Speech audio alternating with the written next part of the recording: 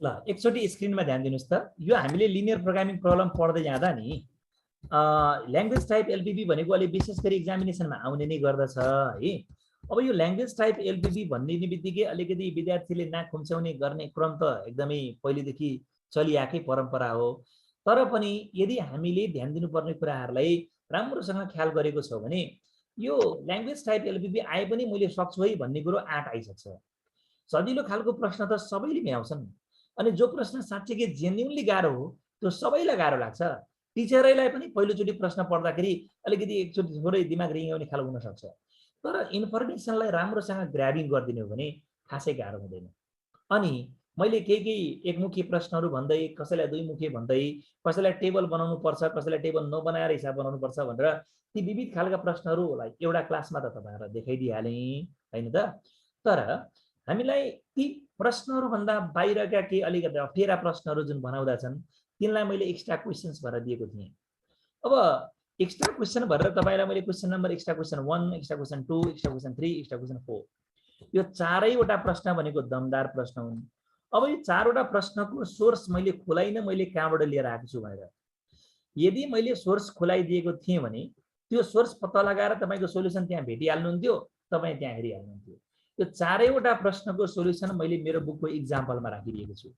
अब मेरो बुकको इक्जाम्पलमा गएर पछि हेरेर बुझ्ने काम त होला नै पनि, तर हेर्दै मात्रै पनि बुझ्ने भने त यत्रो पैसा तिरेर ट्युसन पढ्नुको मतलब पनि के छ र। अलिअलि मैले यी प्रश्नहरूलाई सम्बोधन गरिनँ भने तपाईँहरूले पढ्नुको पनि मतलब के भयो र।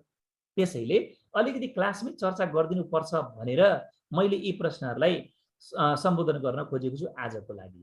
एकदमै ख्याल गरौँ र E1, E2, E3, E4 जुन छ मेरो बुकको इक्जाम्पलमा छ भन्ने मात्र होइन, संसारमा मात्रै होइन नेपालकै कुरो गर्दाखेरि हरेक प्रोडक्सन अपरेसन्सको बुक राइटरहरूले यी क्वेसन्सहरूलाई आफ्नो इक्जाम्पलमा राख्नु भएको छ। किन कहाँबाट आयो यी क्वेसन्सहरू? सबै राइटरले राख्ने खालको क्वेसन कस्तो खालको क्वेसन रहेछ भन्दा सेमेस्टरमा एक्जामिनेसनमा आएका प्रश्नहरू हुन् के यी सबै। कुरो बुझ्नुभयो त? यो भनेको तपाईहरुले जुन एमबीएस को एक्जामिनेसन दिने बेला हुन्छ नि, हो ओल्ड इज गोल्ड गरेर पढाएर हेर्नुस् त, ओल्ड इज गोल्ड के प्रश्नहरू थिए कि सबै। तर मैले ओल्ड इज गोल्ड को प्रश्न भनेर अस्ति भनिन, भनिदिने बित्तिकै तपाईहरुलाई के हुन्छ भन्ने कुरो गरेर हेर्न मन लाग्छ, अनि गएर हेरिहाल्नुहुन्छ किन ओल्ड इज गोल्ड को सोलुसन त किनिसक्नु बाँकी छ। तर सोलुसन हेरेर बुझ्ने मात्रै होइन, अलिकति चर्चा गरेर बुझ्नु पर्ने हुन्छ।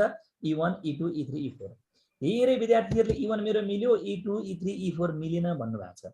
त्यसैले सबै प्रश्नलाई चर्चा गरौँ आज। एउटा प्रश्नलाई मैले 3 मिनेट दिँदाखेरि चारवटा प्रश्नलाई 12 मिनेट लाग्छ भने चाहिँ समग्रमा मैले 15 मिनेट जति क्लासमा सक्छु भनेर भनेको पनि छु। अब हामी 15 मिनेट एकदमै ध्यान दिएर एकदम मर्यादित भएर एकछिन आफ्नो माइकलाई म्युट गरेर बस्दिनु होला। मैले जब माइक खोल्नुस् भन्छु अनि बल्ल खोल्नु होला। अब हेर्नुस्, प्रश्नलाई पढ्दै हामी अगाडि बढ्दै जाउँ। अनि एकचोटि प्रयास गरौँला यो एकमुखी हो कि दुईमुखी हो भनेर है त। हेर्नुस् त E1 भनेको extra question 1। A finished product must weight exactly 150 grams. The two materials used in manufacturing the product are A. Products are A. यो A कमा नदिनु पर्ने थियो, A with cost rupees 20 अनि B with cost rupees 80 भने यहाँ कमा अलिकति बढी आएको छ। कमाले गर्दा जान्दै मैले A भनेर अड्केँ, अनि कमा दिए भन्दा अड्किनु परिहाल्यो। ए हो यसको पङ्क्चुएसनको मिनिङ पनि। अनि at least 14 unit of A and not more than 40 units of B, sorry B 14 units of B यहाँ पनि कमा आएको छ नचाहिएर। अनि 20 units of A must be used भनेको छ। Each unit of A and B weight 5 and 10 grams respectively. How much of each type of raw material should be used for each unit of the final product in order to minimize the cost भनेको छ। अनि use simplex method भनिदिएको छ। अब यदि भन्दै गर्दा अब गर्ने के त भन्दा नि यो के बुझ्यौ भनेर मैले प्रश्न सोध्दाखेरि मैले केही पनि बुझिन भन्ने व्यक्तिहरूले पनि त के बुझ्छन् भन्ने कुरो गर्दाखेरि दुईटा कुरो त बुझ्छन्। पहिलो कुरो त के भने यसमा उद्देश्य कस्ट मिनिमाइजेसन गर्ने खालको रहेछ। अनि अर्को कुरो के रहेछ भन्ने कुरो गर्दा अर्को कुरो के भन त, यसमा टेबल बनाउँदा के हुन्छ त, यसमा A र B बाहेक अरूको केही नाम भेटियो छैन। जतिचोटि पढे पनि A र B भन्दा अरू कुनै नाम छ त छैन नि त। त्यसपछि यो प्रश्न एकमुखी हो कि दुईमुखी हो? एकमुखी प्रश्नलाई टेबल बनाउनु भन्दा टेबल नबनाएर ठाडै हिसाब गरेको राम्रो। त्यसपछि सोल्युसन हाम्रो सोल्युसनतिर जाँदैछौँ हामी, सोल्युसन भनेर लेख्यौँ। अब यही कुरो मैले अस्ति लजिकमा लेखिदिएको थिएँ। यो प्रश्नलाई जति पटक पढे पनि ए र बी नाम बाहेक अरू कुनै नाम भेटिँदैन। तसर्थ यस्तो प्रश्नमा टेबल नबनाएर सिधै एलपीबी फर्मेसनतिर लाग्दा सजिलो हुन्छ। टेबल बनाउन लाग्यो भने झनै अप्ठ्यारो पर्छ। चौटा खाना गएकी बुढी झोलमा डुबेर मरि जस्तो हुन्छ, किनकि टेबल यसमा बनाउँदा एकातिर ए र बी भने अर्कोतिर नाम छैन नि त, ठाडै। त्यसो भए के गर्ने भन्दा हामीले जसलाई जे गरे पनि मान्नु परे पनि त्यही ए र बी, नमाने पनि त्यही ए र बी। त्यसै लेट अब नाम के हो त भन्दा मेटेरियल्स के एउटा लेट मेटेरियल ए लाई ए मान्दिने, बी लाई बी मान्दिने, त्यही हैन र कुरो। Let material A equal to A, B equal to B. हैन म ए लाई x1 मान्छु, बी लाई x2 मान्छु भन्ने चलन भन्दा जे नाम छ त्यही नाम राखेको राम्रो, किनकि हामीलाई हिसाब खोज्न पनि सजिलो हुन्छ क्या। अनि कस्ट सोधेकोले कस्टलाई जेड मानियो। त्यसपछि हामीले नाउ भन्दा के गर्दिने, मिन जेड। मिन जेडमा हामीले हेर्नुस् त जेड को भ्यालु के हो त, कस्ट हो कि होइन, ए भन्नुस् न हौ, कस्ट। अब यो माथि हेर्नुस् त मेरो माउस, यो ठाउँदेखि लिएर यहाँसम्म आउँदा कस्ट यहाँ बिचमा कहीँ न कहीँ त दिएको होला नि त, ए छ नि कस्ट। ल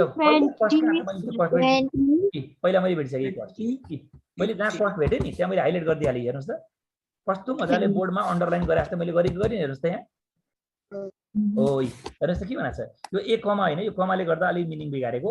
ए with cost ₹20 per unit and B with cost rupees कति त 80 भने ए को लागि कस्ट कति रे 20 अनि बी को लागि 80 अनि त्यसले हामीले मेट्रिक इक्वल टु कति भयो त 20a + 80 अघि भएन ल। अब हामीले यो मिन जेडमा 20a र 80 b लेखिसकेपछि भने यो 20 पनि खपत भइसक्यो, यो 80 पनि खपत भइसक्यो भने यो 20 र 80 लाई हामीले युज गर्नु पर्दैन, यो यहाँ आइसक्यो। अब फेरि हामीले अर्को न्यूमेरिकल वर्डलाई खोज्ने। अर्को न्यूमेरिकल वर्ड कहाँ छ, मैले अन्डरलाइन गरेँ, सब्जेक्ट 2 मा जाँदैछु। अब सब्जेक्ट सबभन्दा पहिले के छ त हेर्नुस् त के भन्छ, a finished product must be 150 gram भनेको के हैन, यो एउटा फिनिश्ड प्रोडक्ट भनेको छ। प्रोडक्ट भनेको हो मेटेरियल भनेको हैन। यदि यसले मेटेरियल भनिदिएको भए m1 मात्रै भनिदिएको m1 = 150 हुन्थ्यो, m2 भनिदिएको भए m2 = 150 हुन्थ्यो, तर यसले त प्रोडक्ट भन्यो नि त। अनि प्रोडक्ट भनेको त मेटेरियल ए र बी मिलेर बन्ने होइन र। त्यसै a + b = 150 हुनुपर्ने हो, a + b = 150 हुनुपर्ने हो। तर a र b सँग यसले यहाँ त यो वेट पनि त दिएको छ नि त, a को छुट्टै वेट कति दिएको छ 5 अनि b को छुट्टै वेट कति दिएको छ 10। यो एउटा लाइन नयाँ थियो कि अस्ति पढेको भन्दा। त्यसै हामीले एउटा मस्ट वेट दिने क्रममा यहीसँग जोडेको अर्को भ्यालु दिन्छ भने हामीले अब के पायौं त 5a + 10b मैले यहाँ इक्वल टु किन लेखेको लु भन त, एक्ज्याक्टली भएर मस्ट भनेछ, एक्ज्याक्टली भनेछ। मस्टले गर्दा पनि एक्ज्याक्टलीले गर्दा पनि यो एक्ज्याक्टली भएकोले इक्वल टु भयो भने अब यो 150 पनि खपत भइसक्यो, यो 5 र 10 पनि खपत भइसक्यो। अर्को के बाँकी चाहिँ 14 कमा हैन, 14 कमा हैन, 14 युनिट अफ के बनाछ यसले एटलिस्ट 40 युनिट्स अफ बी बनाछ। के बनाछ रे एटलिस्ट 40 युनिट्स बी बनाछ। यसले त बी मात्रै बोल्यो, प्रोडक्ट भनेन। यदि प्रोडक्ट भनिदिएको थियो भने a + b अनि 14 हुन्थ्यो, यसले त b मात्रै भनेको हो नि त। त्यसले के गर्न पाइयो b = 14। मैले किन होला ग्रेटर गरे, एटलिस्टलाई नेपालीमा उल्टाउँदा के भन्छौ रे कम्तीमा 14 भन्नुपर्छ, 14 भन्दा घट्न पाउँदिन। ए बाबा घट्न पो पाउँदिन, बढ्न त पाउँछ नि। बुझ्यो कि बुझेन ल, पनि खपत भयो। अब के को पालो हेर त यहाँ 20 बाँकी छ not more than of units A अरे कसको लागि कुरो गरेको यो ए को लागि। त्यसो के भन्नु a = < 20 किन लेस देन गरे भन्दा नट मोर देन आफ्नै मनले हाम्रो के भन्छ a र कमा b = <0 भएको भएन भने यो एक्स्ट्रा क्वेशन 1 जुन छ यो भनेको त्यति बिग्न गाह्रो थिएन, मात्र यो 5 र 10 लाई कहाँ हाल्ने भन्ने कुरा मात्रै केही विद्यार्थीले कन्फ्युजन थियो, तर धेरै विद्यार्थीले E1 चाहिँ मिलाएरै बस्नु भएको थियो। यसमा मलाई खुसी नै छ।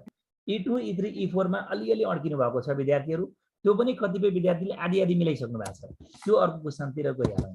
अब म जाँदैछु, यसपछिको बाँकी प्रक्रिया आफै हुन्, आफैले गर्नु। अब म अर्को प्रश्नमा जाँदैछु। एक्स्ट्रा क्वेशन 2 लाई राम्रोसँग पहिला ध्यान दिएर पढौँ।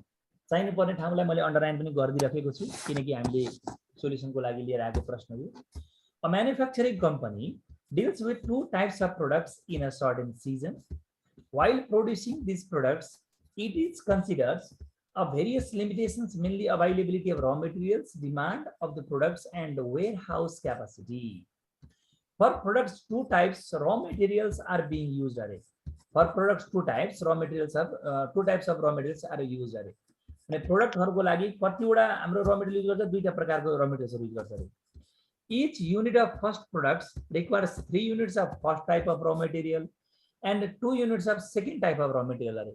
लौ न यसले रॉ मटेरियलको नाम पनि नदिएर के भनेको छ भन्दा type 1 of raw material type 2 of raw material भनेछ. पुरो हेर्दा टाइप 1 एरर टाइप 2 एरर भने जस्तै त्यो पनि कसको लागि त फर्स्ट प्रोडक्टको लागि. फर्स्ट प्रोडक्टको नाम पनि भनेन यसले. प्रोडक्टको नाम पनि फर्स्ट, मेटेरियलको नाम पनि फर्स्ट र सेकेन्ड. कस्तो रमाइलो क्वेशन रहेछ. अनि फेरि के भन्छ त, while each unit of second product अरे. अब सेकेन्ड प्रोडक्ट नाम नभन्दा के भने सेकेन्ड प्रोडक्टै भनिदियो. Second product requires 4 units of के भनेछ भन्दा first type of raw material and 1 unit of the second type of raw material. The company has ability of 120 units of first type of raw material and 40 units of second type of raw material. यो first type second type first type second type धेरै पल्ट दिएकोले अलिअलि विद्यार्थीलाई थोरै तिरिमिरी झै बनाउन सक्छ भन्न खोजेको मात्रै हो.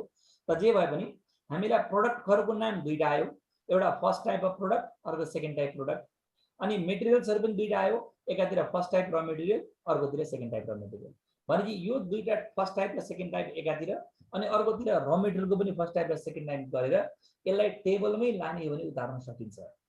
यति कुरा हाम्रो टेबलमा आउने भयो.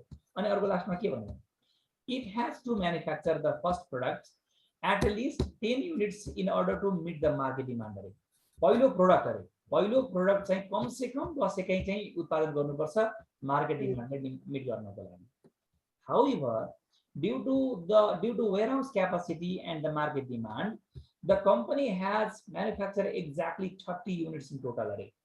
टोटलमा 30 युनिट उत्पादन गर्छ अरे जम्मा जम्मी.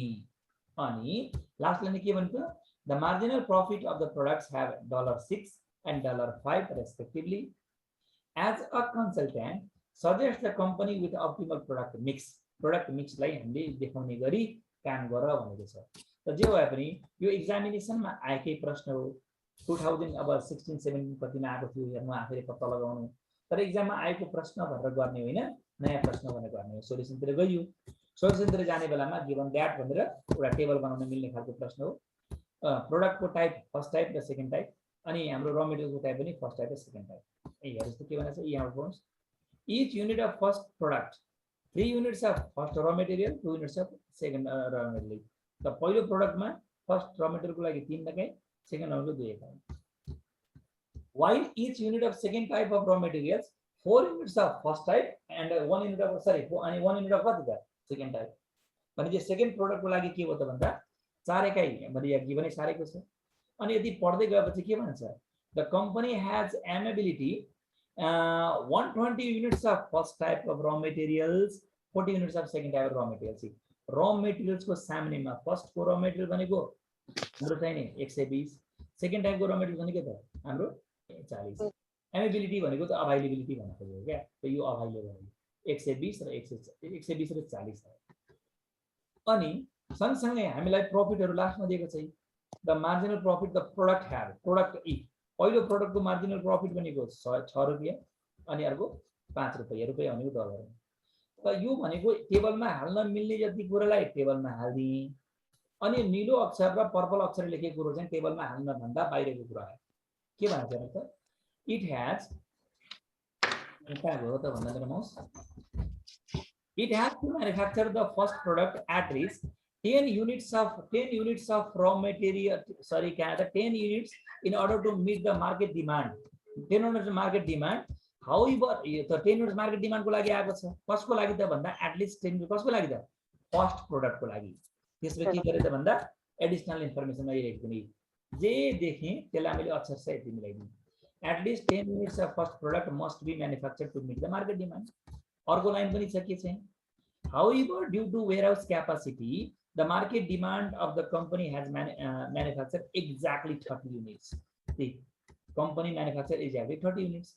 भने टेबल भन्दा बाहिर कति पनि हामीलाई इन्फर्मेसन दिन सक्दो रहेछ. यसलाई एडिशनल इन्फर्मेसन भनेर गिवन सार्नु एक्जाममा अथवा घरमै गर्दा. यही तरिकाले मैले आफ्नो बुकमा एक्जाम्पल राखिदिएको छु. अब बुक किन हेर्नु पर्यो, क्लासमा यसो हेरिसकेपछि. त्यसमै हामी अब सोलुसनतिर जाँदै छौं. सोलुसनतिर जानको लागि हामीले के गर्छौं त भन्दा अलिकति यसको एक्सप्लेनेसन मैले लेखिदिहालेँ. यो प्रश्नमा प्रोडक्ट मिक्स भनिएकोले प्रोडक्टको टाइपलाई डिसिजन भेरिएबल मान्ने, किनकि प्रोडक्टको मिक्स भनेको चाहिँ प्रोडक्टहरू जो हो त्यो नै भेरिएबल हो नि त। यदि यसले मेटेरियल मिक्स सोधेको थियो भने मेटेरियललाई भेरिएबल मान्नु पर्थ्यो। अहिले त्यसले प्रोडक्ट मिक्स भनेको छ अनि प्रोडक्टहरू त first type product second type प्रोडक्टलाई हामीले भेरिएबल मान्नु पर्यो। त्यसो भए अनि अर्को कुरो प्रोफिट पनि त प्रोडक्टसँग दिएको छ नि त, प्रॉफिटै सोधेको भएकोले त प्रॉफिटलाई निकाल्नु पर्यो, म्याक्सिमाइज गर्न भनेको छ। त फर्स्ट प्रोडक्टलाई x1 सेकेन्ड प्रोडक्टलाई x2 हैन त। अब यसरी हामीले काम गर्यो नि प्रॉफिटलाई z मान्ने, अनि प्रॉफिटलाई z मानेपछि प्रॉफिटको भ्यालु कति आयो त 6 र 5। त्यसले हाम्रो 6 र 5 भनेको प्रॉफिट म्याच z मा गयो। एसटीसी मा के आयो त 3 4 र 120 3 4 120 अवेलेबल भनेकोले लेस देन आयो। अर्को सेकेन्ड टाइपमा के भयो 2 1 र 40 2 1 र 40 अवेलेबल भनेको लेस देन इक्वल टु आयो। अनि यो टेबलबाट उत्रिएपछि हामी कहाँ गयौ त यहाँ आयो। पहिलो लाइनले के at least 10 units of first product, फर्स्टको लागि मात्रै गुरु हो, फर्स्ट प्रोडक्टको लागि। फर्स्ट प्रोडक्ट भनेको त x1, त्यसैले x1 इज ग्रेटर देन 10। किन greater than equal to at least भनेको छ, त्यही भएर एटलिस्ट। अनि फेरि अर्को पनि एउटा 30 छ, यो 30 जहाँ न्यूमेरिकल छ त्यो न्यूमेरिकललाई त हेर्नै पर्छ, 30 यहाँ पनि छ। The company manufactures exactly 30 units. अनि यसले म्यानुफ्याक्चर गर्ने पो भनेको छ। म्यानुफ्याक्चर गर्ने भन्दाखेरि यसले के प्रोडक्ट ए अथवा product first type product second type product भनेर खोल्यो त खोलेन नि त। यदि यसले फर्स्ट टाइप प्रोडक्ट भनिदिएको थियो भने x1 इज इक्वल टु 30 हुन्थ्यो, सेकेन्ड टाइप प्रोडक्ट भनिदिएको थियो भने x2 इज इक्वल टु 30 हुन्थ्यो। अनि यसले म्यानुफ्याक्चर गर्ने मात्रै भन्यो, फर्स्ट टाइप र सेकेन्ड टाइप लाएन, त्यही भएर x1 plus x2 is equal to 30 भन्यो। इक्वल टु किन दिएको, किनकि यसले एक्ज्याक्टली दिएको, त्यसैले हो। त यो एउटा प्रश्नमा 1 2 3 4 वटा फंक्शन्स भएका यो प्रश्न दिएको थियो।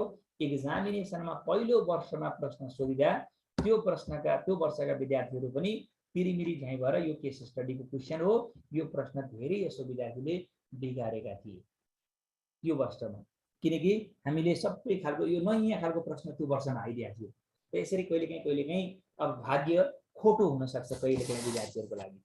ल्याङ्ग्वेजमा सोधिदिन्छ अनि राम्रो तयारी नगरेका विद्यार्थीहरू बिगारिहाल्छन्, राम्रो पढेका विद्यार्थीले यो प्रश्न पनि मिलाए, हामीले चेक गर्दा पनि मिलाएका थिए।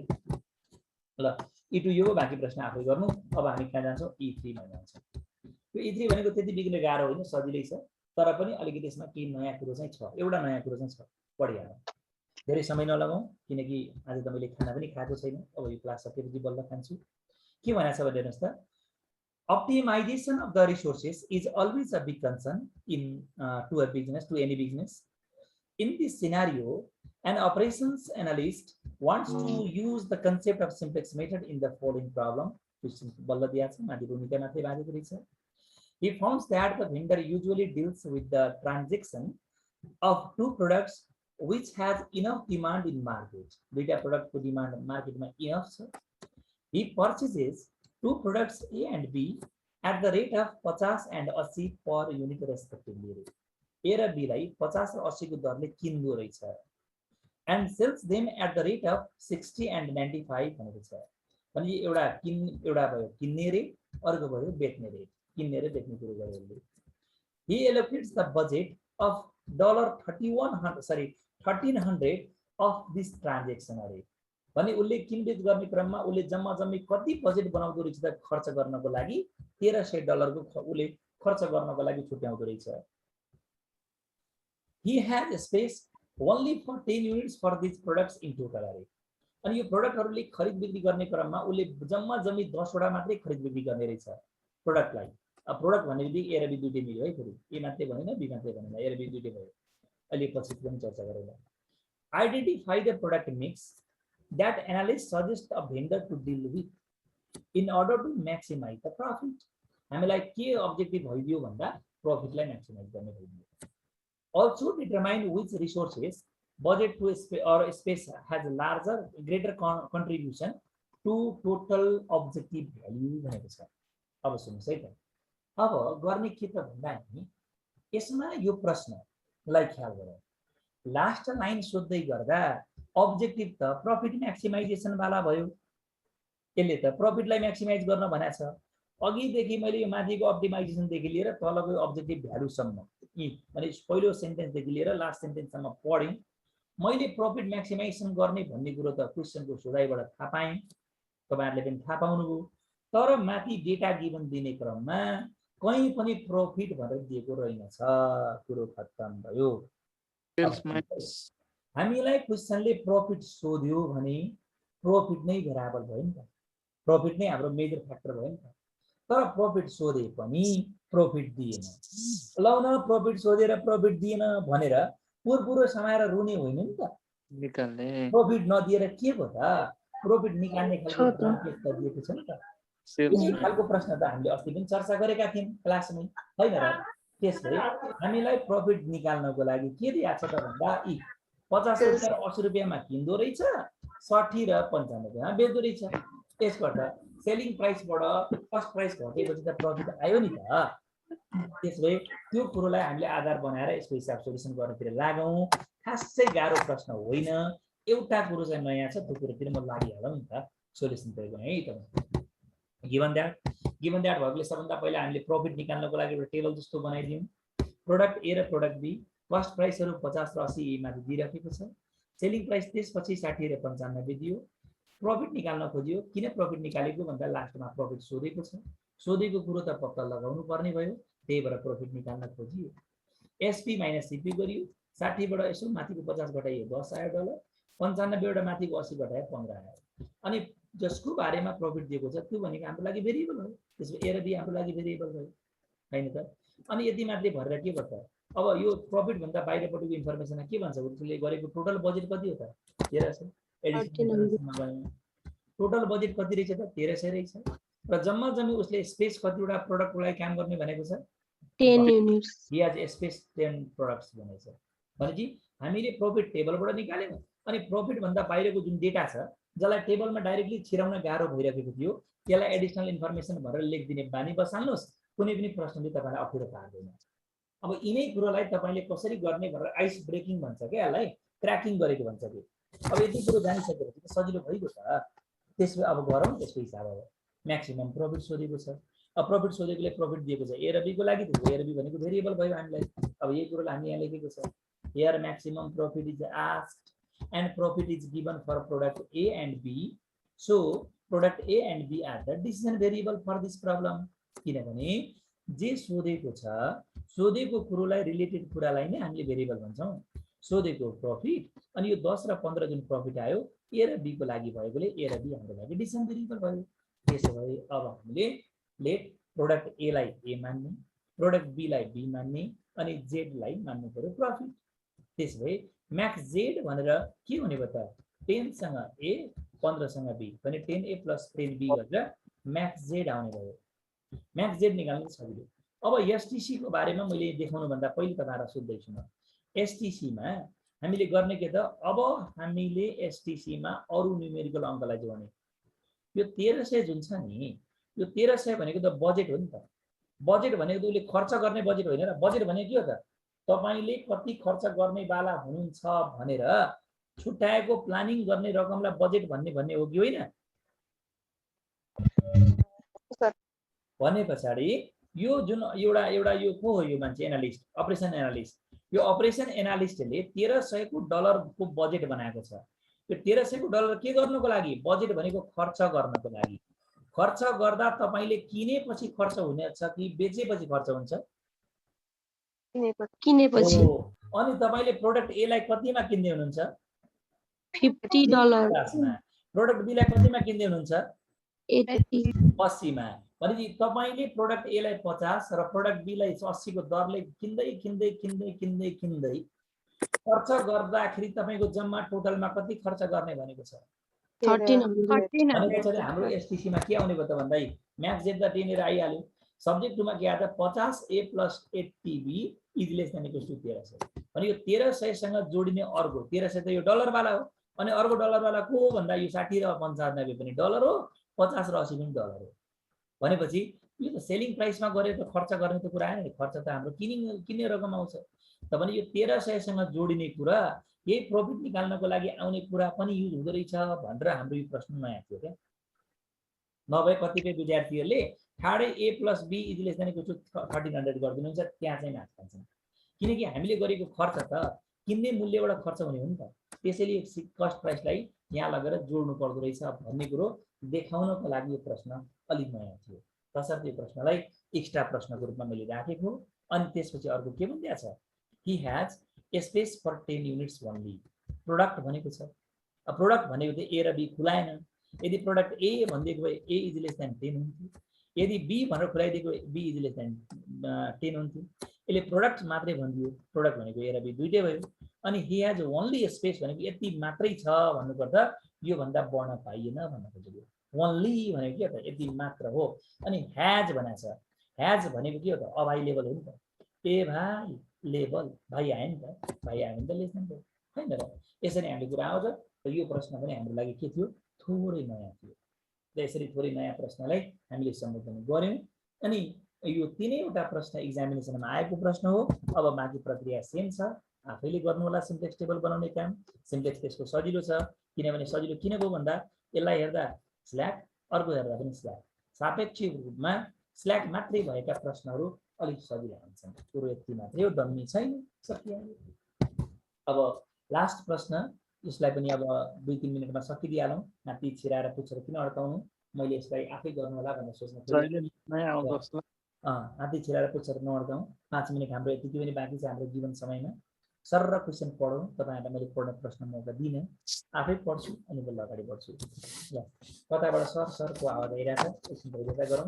ल के भनेको छ भने, an advertising agency wishes to reach to of audience customer with annual income greater than 15,000 target audience A अरे and customer with annual income less than 15,000 target audience B अरे।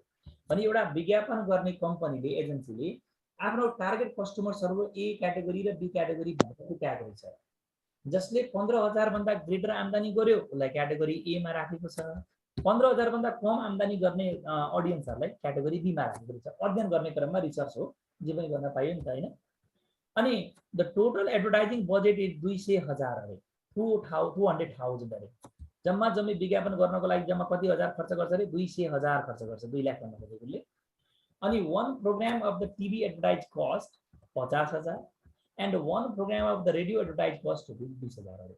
अनि टिभीमा कति खर्च गर्छ त, 50,000 लाग्दो रहेछ एउटा विज्ञापन बजाउने हो भने। रेडियोमा चाहिँ जम्मा 20,000 मात्र लाग्छ, विज्ञापन गरिदिए बापतमा तिर्नुपर्ने लागत रकमले। अनि के भन्छ, for contract reason at least 3 programmes out to be on TV अरे। कन्ट्र्याक्ट गर्ने क्रममा टिभी वाला कम्पनीहरूले के भन्छन् भने कमसे कम 3टा प्रोग्राम चाहिँ बजाउनु पर्छ है दिनमा, 3टा भन्दा कम बजाउने गरी हामी कन्ट्र्याक्ट गर्दैनौँ भनेर भनेको छ टिभी वाला कम्पनीले। जुनसुकै टिभी होस्, के मतलब हो र हैन। अब 3 चोटि चाहिँ बज्ने गरी चाहिँ अब कन्ट्र्याक्ट गर्नु पर्दो रहेछ। And the number of radio programme must be limited to 5 अरे। अब रेडियो वालाले के भन्छ त, रेडियोमा बजाउने भने कमसे कम 5 चोटि चाहिँ बजाउनु पर्छ है, नभए हामी तपाईको विज्ञापन दिन सक्दैनौँ भनिदिन्छ। अनि फेरि हेर्नु चाहिँ के भन्छ, survey indicates that a single TV program reaches 450,000 customer in audience target audience A अनि 50,000 in target audience B अरे। अनि टिभी हेर्ने विद्यार्थीहरू अथवा विद्यार्थिनी भन्नु चाहिँ मास्टर भएर होला, टिभी हेर्ने कस्टमर्सहरू 450,000 चाहिँ ए क्याटेगोरीमा जाँदो रहेछन्, किनकि उनीहरू बढी आम्दानी गर्ने भएको घरमा टिभी धेरै होला नि भन्छ। 4,50,000 को घरमा टिभी छ भन्न खोजेको। अनि 50,000 यो 15,000 भन्दा कम आम्दानी गर्नेहरूको घरमा पनि 50,000 जनाले टिभी चाहिँ हेर्दा रहेछन् भन्न खोजेको। अनि one radio program reaches 20,000 in target audience A अरे। अनि एउटा रेडियो चाहिँ ए भन्ने क्याटेगोरीको चाहिँ 20,000 सम्म पुग्छ अरे, अनि 80,000 सम्म चाहिँ बी ऑडियन्सकोमा पुग्छ। अनि formulate the LPP to reach customer अरे, to total reach of the customer अरे। आरईएसीएच रिच, आरईएसीएच रिच भन्नुको अर्थ पुग्नु के भने नम्बर अफ कस्टमरको बहुसंख्यक कुरालाई रिच भनिन्छ।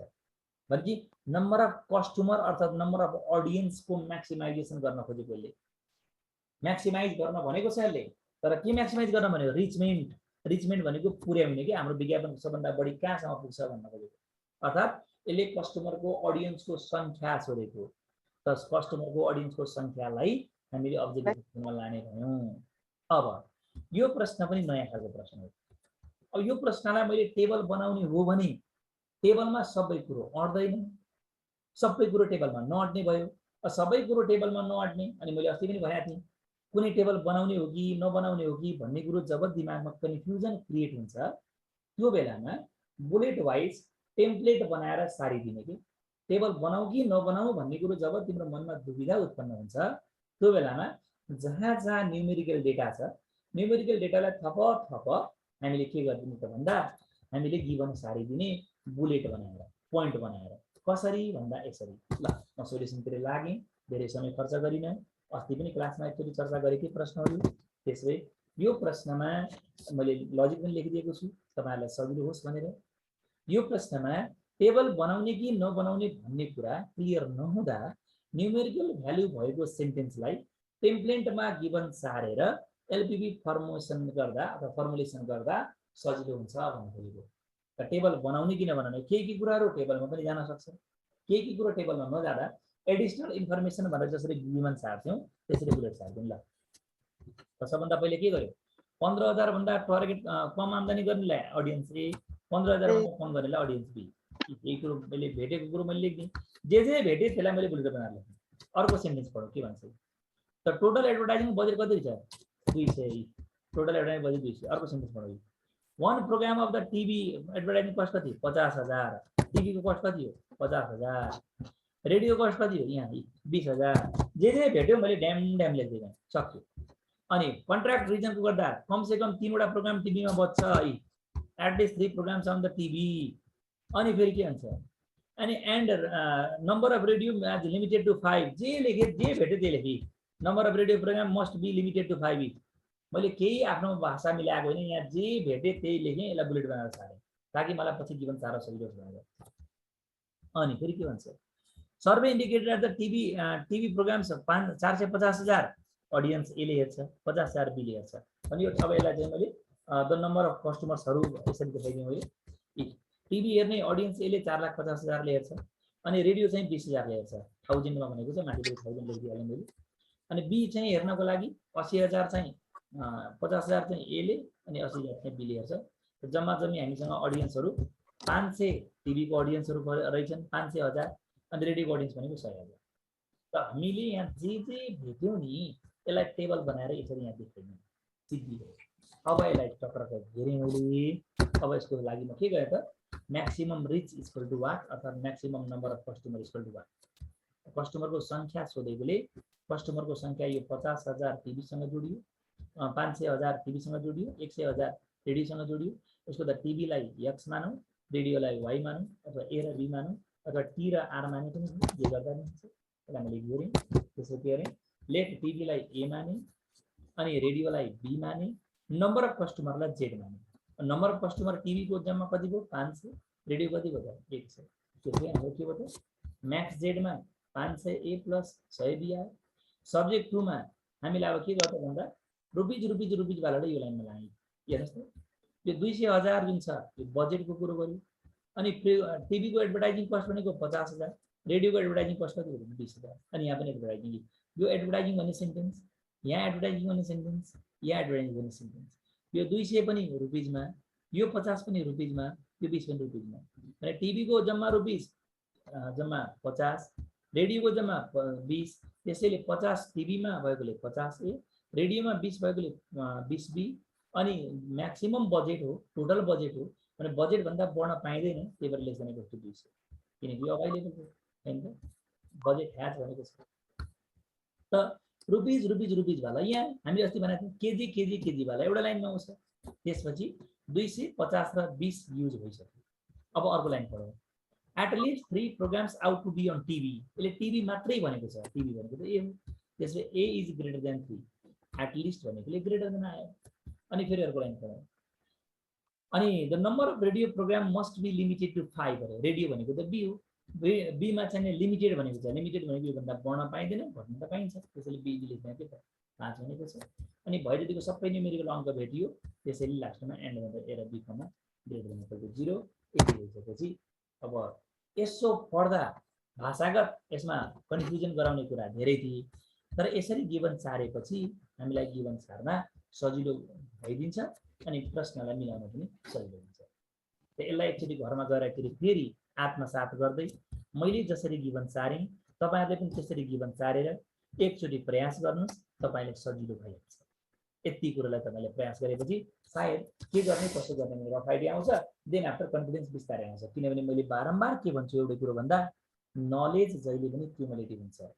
आज क्लासमा जो उपस्थित हुनुभएको छ ती विद्यार्थीहरूले मैले भनेको कुरालाई यदि तपाईले 50% मात्रै बुझ्नु भएको छ भने घर गएर मैले लेखे जस्तै तरिकाले लेख्नुस् न, तपाईले 150% बुझ्नुहुन्छ। तसर्थ यति भन्दै मैले आजको क्लास सकिएको घोषणा गरेँ। तपाईहरुलाई के सोध्नु पर्ने छ भने 1-2 मिनेट मात्रै आज तपाईलाई समय दिन्छु। म मात्रै लाग्यो है त। राति 10 बजेर 4 मिनेट भइसक्यो ल।